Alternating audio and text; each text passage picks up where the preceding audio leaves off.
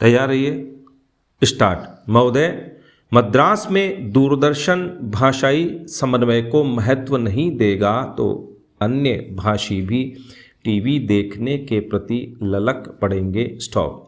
दिल्ली में भाषाई समन्वय को नहीं महत्व दिया जाएगा तो वहाँ के हिंदीतर भाषी स्टार टीवी के प्रति ललकेंगे। स्टॉप।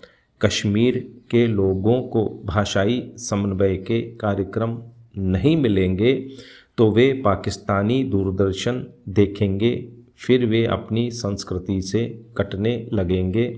देश के अपने ही एक हिस्से के प्रति, अपने ही अन्य बंधु के प्रति उनमें संवेदन शून्यता भरने लगेगी और फिर लातूर जैसी घटना पर भी वे भाव शून्यता के शिकार होंगे और यह स्थिति राष्ट्रीय विखंडन की जमीन को तैयार कर ही सकती है। स्टॉप।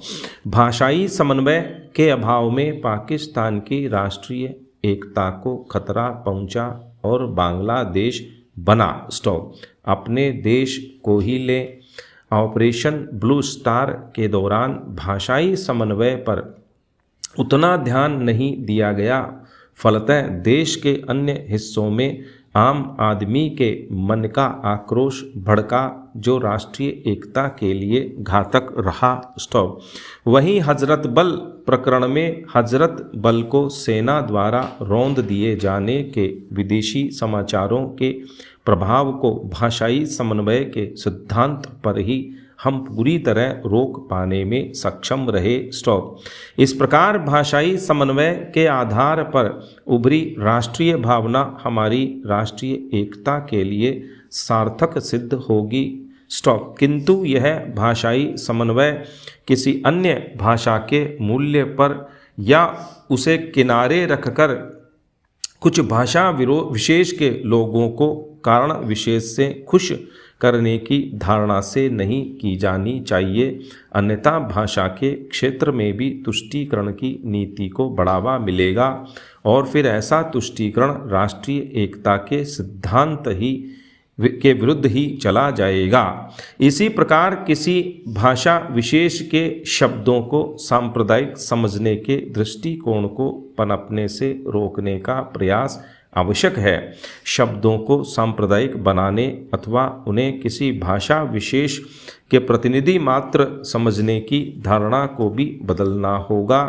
एक भाषा में से अन्य भाषा के घुलमिल गए लोकप्रिय शब्दों को चुन चुनकर निकाल फेंकने और उसकी जगह जबरदस्ती गढ़े गए शब्दों को बिठाने की मानसिकता पर अंकुश लगाना होगा। शब्दों को भाषा विशेष में उनकी लोकप्रियता और उस भाषा के प्रभाव में उनकी उपादेयता पर अधिक जोर देना चाहिए। समन्वय इस अर्थ में हो और ऐसा हो कि प्रारंभ में आम पंजाबी को भी आतंकवादी मान बैठने वाला एक अन्य भाषाभाषी इस तथ्य से वाकिफ होता है कि वहाँ का आम सिख भी आतंकवादियों का उतना ही बड़ा विरोधी है जितना वह है, तो फिर क्षण में उसकी धारणा बदल जाती है और उसका चिंतन सक्रिय हो जाता है और फिर वह आतंकवाद के प्रति उनके संघर्ष में खुद को भी शामिल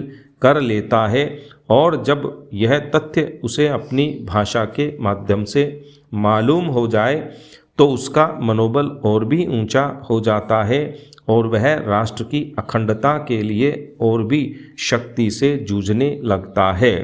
यहाँ यह भी ध्यातव्य है कि भाषा के दो पहलू हैं। स्टॉप।